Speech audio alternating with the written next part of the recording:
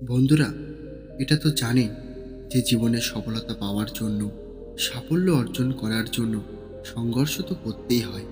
অনেক ধরনের কঠিন পরিস্থিতিকে অতিক্রম করতে হয়। আর এই কঠিন পরিস্থিতিকে অতিক্রম করার জন্য আমাদের নিজেদের উপর বিশ্বাস থাকা দরকার, ভরসা থাকা দরকার এবং নিরন্তর এগিয়ে চলা দরকার। তাই আজ এই প্রসঙ্গকে কেন্দ্র করে বৌদ্ধ সন্ন্যাসীর একটি গল্প শোনাবো। আর এই গল্পটির মাধ্যমে আপনি এটা বুঝতে পারবেন যে কেন আপনি আপনার স্বপ্ন পূরণ করতে অসফল হয়ে পড়েন, কেন আপনি নিজের লক্ষ্যে পৌঁছাতে পারেন না, এমন কি ভুল করে ফেলেন যার জন্য আপনি লক্ষ্যভ্রষ্ট হয়ে পড়েন। তাই এই সব কিছুই বিস্তারিত জানবো এই গল্পটির মাধ্যমে। তাই গল্পটি মন দিয়ে শেষ পর্যন্ত শুনুন। আর প্রতিবারের ন্যায় আপনাদের কাছে একটাই অনুরোধ রইল, গল্পটি ভালো লাগলে লাইক, শেয়ার এবং সাবস্ক্রাইব করতে ভুলবেন না। তো চলুন বন্ধুরা, গল্পটি শুরু করা যাক। অনেকদিন আগের কথা, এক নগরে এক মহান বৌদ্ধ সন্ন্যাসী থাকতেন। ওই বৌদ্ধ সন্ন্যাসী খুবই জ্ঞানী ছিলেন এবং তার খ্যাতি দূর দূরান্ত পর্যন্ত ছড়িয়েছিল। তার একটি ছোট্ট আশ্রম ছিল এবং সেই আশ্রমে তার কিছু শিষ্যও থাকতেন। ওই আশ্রমে সবসময় শান্তির পরিবেশ ছিল, কিন্তু হঠাৎ করে একদিন ওই আশ্রম অশান্ত হয়ে ওঠে। সঙ্গে সঙ্গে এই বৌদ্ধ সন্ন্যাসী আশ্রমে পৌঁছান এবং তিনি দেখেন যে তার সমস্ত শিষ্যদের মধ্যে যে তিনজন শিষ্য সব থেকে বেশি জ্ঞানী ছিল, তারা নিজেদের মধ্যে জোরে জোরে তর্ক বিতর্ক করে চলেছে। প্রথমজন বলে চলেছে যে আমি সর্বশ্রেষ্ঠ, আবার দ্বিতীয়জন বলে চলেছে না, আমি সর্বশ্রেষ্ঠ, আর তৃতীয়জনও নিজেকে পিছিয়ে রাখেনি, সেও বলে চলেছে যে না, আমিই সর্বশ্রেষ্ঠ। এটা দেখে তখন বৌদ্ধ সন্ন্যাসী তিনজন শিষ্যকে নিজের কাছে ডাকেন এবং তাদের কাছ থেকে তাদের এই তর্ক বিতর্কের কারণ জিজ্ঞাসা করেন। তখন এক শিষ্য বলে, হে গুরুদেব, এমন কি গুণ বা যোগ্যতা আছে যেটা সফলতার জন্য খুবই গুরুত্বপূর্ণ, যেটা অবলম্বন করে আমরা সফলতা পর্যন্ত পৌঁছাতে পারি, আমরা যা চাই সেটাতেই সাফল্য অর্জন করতে পারি? আর এই বিষয়টা নিয়েই আমাদের তিনজনের মধ্যে তর্ক বিতর্ক চলছিল। আমরা এটা নিয়েই চর্চা করছিলাম, কারণ আমরা এই আশ্রমে বছরের পর বছর ধ্যান করে চলেছি। আর এই সাধনার উপর আমরা অনেক গ্রন্থও পড়েছি। যেদিন থেকে আমরা এই আশ্রমে বসবাস করছি, সেদিন থেকে আমরা এমন অনেক কর্ম করেছি, যার ফলে আমাদের তিনজনের মধ্যে আলাদা আলাদা যোগ্যতা বিকশিত হয়েছে। যেমন আমাদের মধ্যে একজন খুবই পরিশ্রমী ও সাহসী, যিনি কোনো কাজকে করতে কখনোই পিছিয়ে পড়ে না, তাতে এই কাজটি যতই কঠিন হোক না কেন। আর দ্বিতীয়জন খুবই চালাক, তিনি কোনো ব্যক্তিকে যাচাই করতে বা বুঝতে কখনোই ভুল করেন না। তিনি যে কোনো ব্যক্তির মনের চিন্তা ভাবনাকে পড়ে নিতে পারেন, বুঝে নিতে পারেন। এবং তৃতীয়জন খুবই জ্ঞানী, তিনি সেটা দেখে ফেলেন যেটা আমাদের মতো সাধারণ ব্যক্তি দেখতে পায় না। আর অনেকবার তো আমরা এটাও দেখেছি যে আগামী ভবিষ্যতে কি হতে চলেছে তিনি তা আন্দাজও লাগিয়ে নেন, আর সেটা সম্পূর্ণ সঠিকও হয়। এই জন্য আমাদের তিনজনের মধ্যে এই তর্ক চলছিল যে আমাদের মধ্যে সব থেকে শক্তিশালী কে, সব থেকে সর্বশ্রেষ্ঠ কে। হে গুরুদেব, আমরা তিনজন শুধু এটা জানতে চাই যে আমাদের মধ্যে কার কাছে সেই গুণ আছে যার সাহায্যে সাফল্য অর্জন করা যায়, যার সাহায্যে যে কোনো লক্ষ্য পূরণ করা যায়। এই সব কিছু শোনার পর তখন বৌদ্ধ সন্ন্যাসী কিছুক্ষণ ভাবলেন এবং বিচার করে তাদের বললেন যে তোমরা তিনজন আমাকে কয়েকদিন সময় দাও, আমি কয়েকদিন পরে তোমাদের অবশ্যই এর উত্তর দেব। ওই তিনজন শিষ্য নিজেদের গুরুদেবের মুখ থেকে এই কথা শুনে তাকে প্রণাম করেন এবং সেখান থেকে চলে যান। এরপর ধীরে ধীরে বেশ কয়েকটা দিন পেরিয়ে যায়। এরপরে এই গুরুদেবের কাছে পাশের নগরের একটি পাহাড়ের উপরের এক আশ্রম থেকে এক আমন্ত্রণ পত্র আসে, যেখানে লেখা ছিল যে আমরা একটি সভা আয়োজন করছি, আপনার আশ্রমের সব থেকে শ্রেষ্ঠ শিষ্যদের এখানে পাঠান।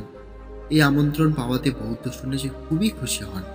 এরপর তিনি তার ওই তিনজন শিষ্যকে নিজের কাছে ডাকেন, আমন্ত্রণে লেখা কথাগুলো তাদের ভালোভাবে বোঝান এবং তাদের পাশের নগরে ওই আশ্রমে যাওয়ার জন্য বলেন। তিনি এটাও বলেন, ওই নগরে যে প্রতিযোগিতাটি আছে সেখানে তোমাদের জিততে হবে, আর যখন ওই নগরে গিয়ে তোমরা এই প্রতিযোগিতায় অংশগ্রহণ করবে, তখন তোমাদের তিনজনের যে প্রশ্নটা ছিল যে সফলতার জন্য কোন গুণ সব থেকে বেশি জরুরি, এর উত্তরও তোমরা ওখানেই পেয়ে যাবে। কিন্তু যাওয়ার আগে আশ্রমের ওই শিষ্যকেও তোমাদের সঙ্গে নিয়ে যাবে, যার এই পাহাড়ি রাস্তা সম্পর্কে ভালো জ্ঞান আছে। ওই তিনজন শিষ্য তারা গুরুর কথা খুবই মন দিয়ে শোনেন এবং তাকে প্রণাম করে পরের দিন সকালে তারা ওই নগরের আশ্রম উদ্দেশ্যে বেরিয়ে যান। রাস্তায় ওই ৩ শীর্ষ এই ব্যাপারে চর্চা করে চলেছিলেন যে আমাদের মধ্যে সর্বশ্রেষ্ঠ কে, আর সফলতা পাওয়ার জন্য যে গুণগুলি সব থেকে বেশি দরকার সেগুলো কার মধ্যে আছে। কিন্তু তারা ভুলে গিয়েছিলেন যে চতুর্থ শীর্ষ তারা তাদের সঙ্গে এনেছিলেন সে একজন নতুন শীর্ষ, আর এই সব কিছুর ব্যাপারে সে কিছুই জানে না। সে তো শুধুমাত্র ওই পাহাড়ি রাস্তার ব্যাপারেই জানতো, কিন্তু সে চুপচাপ থেকে ওই ৩ জনের সমস্ত কথা শুনে চলেছিল, বুঝে চলেছিল, শিখে চলেছিল। কারণ তার মধ্যে কোনো প্রকারের বিশেষত্ব ছিল না। সে মোটামুটি ১ বছর আগেই আশ্রমে যোগদান করেছিল। এই জন্য সে চুপচাপ তাদের সঙ্গে এগিয়ে চলেছিল, সমস্ত কথা শিখে চলেছিল। ওই ৩ জন শিষ্য প্রথম দিনের সফর সম্পূর্ণ করে এরপর তারা একটি শহরের মধ্যে দিয়ে পেরিয়ে যাচ্ছিলেন। তখন হঠাৎ তাদের সামনে একটি বিশ্ববিদ্যালয় পড়ে, আর এই বিশ্ববিদ্যালয়ে নানান বিষয়ের উপর চর্চা হওয়ার ছিল। আর যখন এরা সেখান দিয়ে পেরিয়ে যাচ্ছিলেন তখন এই ৩ জন শীর্ষ এই চর্চায় অংশগ্রহণ করার আমন্ত্রণ পান। তখন যিনি সব থেকে জ্ঞানী ছিলেন তিনি বললেন, আপনারা আপনাদের সফরে এগিয়ে চলুন। এই চর্চা তো শুধুমাত্র ৩ দিনেরই, আর আমি আজ পর্যন্ত যে জ্ঞান অর্জন করেছি, যা কিছুই পড়াশোনা করেছি, যা কিছু শিখেছি, আমি সেই সব কিছুই চর্চায় ব্যবহার করব, আর আমাদের গুরুদেবের নাম উজ্জ্বল করব। আর এর থেকে যে ধনরাশি আমরা পাবো সেটা আমাদের আশ্রমের লোকেদের কাজে আসবে। এই জন্য আপনারা ৩ জন আগামী যাত্রাপথে এগিয়ে চলুন। আমি এই ৩ দিনের চর্চা সম্পূর্ণ করেই আপনাদের সঙ্গে ওই সবাই একত্রিত হব। এটা বলেই জ্ঞানী শিষ্য ওই বিশ্ববিদ্যালয়ে চর্চায় সম্মিলিত হয়ে পড়ে, আর বাকি ৩ জন তাদের নিজেদের রাস্তায় এগিয়ে চলে। আর ওই ৩ জন শীর্ষ ক্রমাগত ওই আশ্রমে যাওয়ার রাস্তায় এগিয়ে চলে। যেতে যেতে তারা রাস্তায় একটি ছোট্ট গ্রাম দেখতে পান। ওই গ্রামের প্রধান খুবই চালাক ছিলেন। তিনি ওই ৩ জন শীর্ষকে অনুরোধ করেন যে, হে মহাত্মা, আমরা আমাদের গ্রামে একটি ধর্মশালা তৈরি করতে চলেছি, কিন্তু আমরা কখনো এর আগে এত বড় ইমারত তৈরি করিনি। এই জন্য আমাদের কাজ মাঝে আটকে গেছে। যদি আপনারা কিছুদিন থেকে আমাদের একটু সাহায্য করে দেন তাহলে আমাদের এই ধর্মশালা খুবই তাড়াতাড়ি তৈরি হয়ে পড়বে। আর যদি আপনারা চান তাহলে আমরা আপনার আশ্রমের জন্য কিছু দানও করতে রাজি আছি। এটা শুনে পরিশ্রমী শীর্ষ প্রধানকে বলেন, আপনি কি বললেন? আপনি একটি ধর্মশালা তৈরি করতে যাচ্ছেন, আর আপনাদের এটা জানা নেই যে এরপর সেটা কিভাবে তৈরি করা যায়? এর উত্তরে গ্রামের প্রধান বলেন, হ্যাঁ মহাত্মা, আমরা এটা বুঝতে পারছি না যে এরপর এটা কিভাবে সম্পূর্ণ করব। যদি আপনি আমাদের সঙ্গ দেন তাহলে আমরা এই ধর্মশালা আগামী ৪ দিনের মধ্যেই তৈরি করে ফেলব। এরপরে পরিশ্রমী শীর্ষ বলেন, শুধুমাত্র ৪ দিনের ব্যাপার, আপনারা অর্ধেক কাজ সম্পূর্ণ করেই ফেলেছেন। এখন শুধুমাত্র ছাদ তৈরি করার এই বিশেষ কাজটুকু বাকি, আর এটা তো ৪ দিনের মধ্যে হয়েই যাবে। এরপরে পরিশ্রমী শীর্ষ বাকি ২ জন শিষ্যদের বললেন, আপনারা আগামী যাত্রাপথে এগিয়ে চলুন। শুধুমাত্র ৪ দিনেরই তো ব্যাপার। আমি এনাদের এটা শিখিয়ে দেব যে ধর্মশালার অবশিষ্ট কাজ কিভাবে করবে, আর এরপর আমি ঘোড়ায় চড়ে খুব তাড়াতাড়ি আপনাদের সঙ্গে ওই সবাই একত্রিত হব। এখনো পর্যন্ত তাদের এই সফরে বের হওয়া মাত্র ১ সপ্তাহ হয়েছে, আর এই ১ সপ্তাহের মধ্যেই জ্ঞানী ও পরিশ্রমী শিষ্য তাদের এই লক্ষ্য থেকে বিচ্ছিন্ন হয়ে পড়েন। এখন বাকি ছিলেন শুধুমাত্র ওই চালাক শীর্ষ। ওই ২ শীর্ষ যাওয়ার পর ওই চালাক শীর্ষ মনে মনে অনুমান করছিলেন যে আসলে ওই ২ শীর্ষ এখন কি করছেন, কিভাবে তারা ওই সবাই পৌঁছাবেন।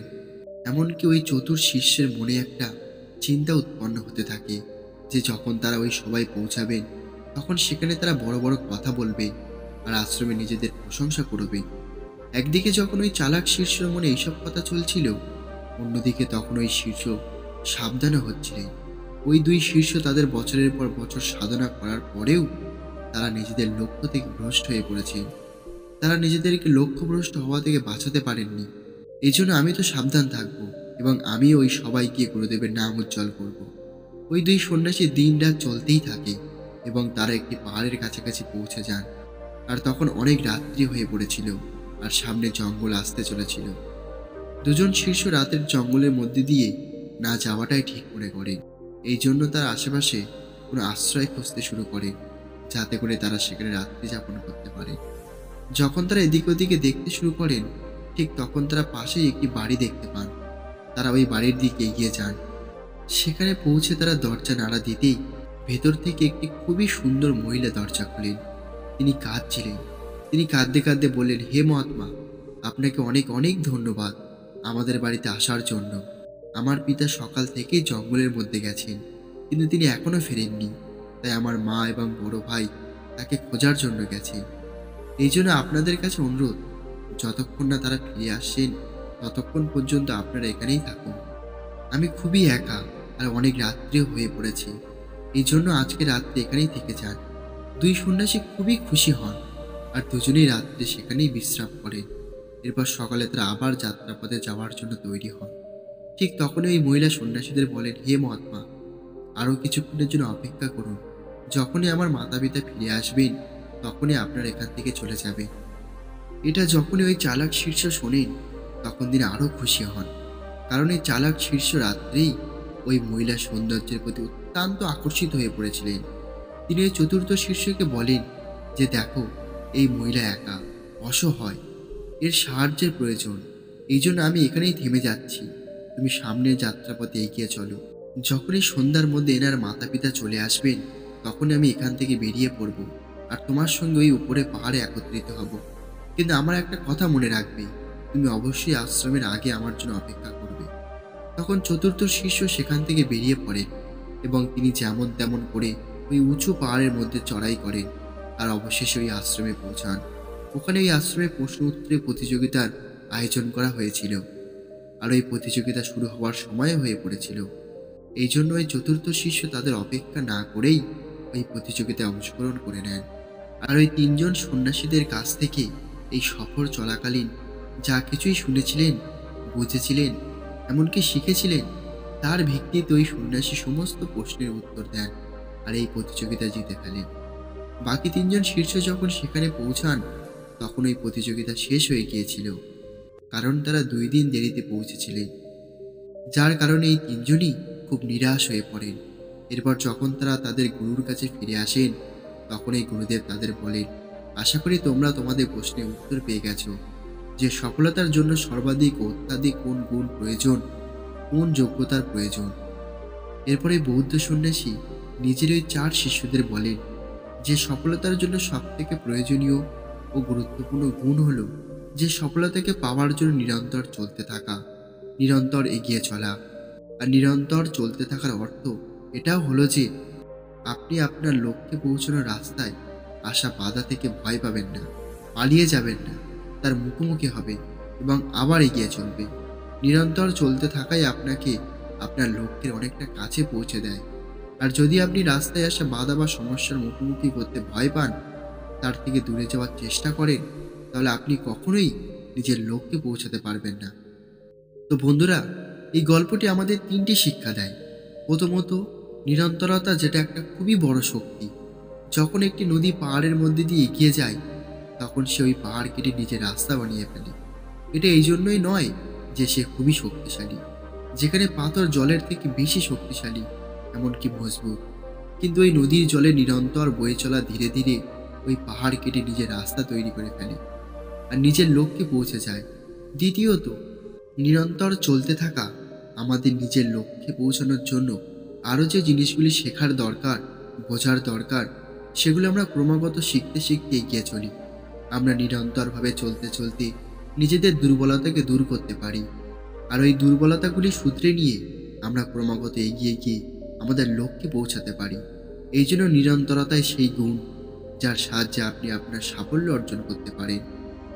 তৃতীয়ত এবং সব থেকে গুরুত্বপূর্ণ যেটা এই গল্পটি আমাদের শেখায়, যে এই দুনিয়ায় আপনি এমন অনেক ব্যক্তি পাবেন যাদের মধ্যে কেউ কেউ শক্তিশালী, খুবই তীক্ষ্ণ, আবার কেউ কেউ খুবই চতুর। এই সমস্ত গুণ আপনি উপরে উপরেই দেখতে পাবেন, কিন্তু নিরন্তরতা একটা লুকিয়ে থাকা গুণ, আর এটা সবার মধ্যে থাকে না। কিন্তু এই গুণ আপনি নিজের মধ্যে অবশ্যই বিকশিত করতে পারেন। আর এটাই সেই গুণ যেটা আপনার খারাপ সময়ের সঙ্গ দেয়। যখন দরকার পড়ে তখন এই গুণই আপনাকে সাহায্য করে। এই জন্য বলা হয় যে যার থেকে কোনো কিছু আশা করা যায় না, বেশিরভাগ সময় তারাই ইতিহাস তৈরি করে। তো বন্ধুরা, এই ছোট্ট গল্পটি থেকে আপনি কি শিখলেন তা কমেন্ট করে অবশ্যই আমাদের জানাবে।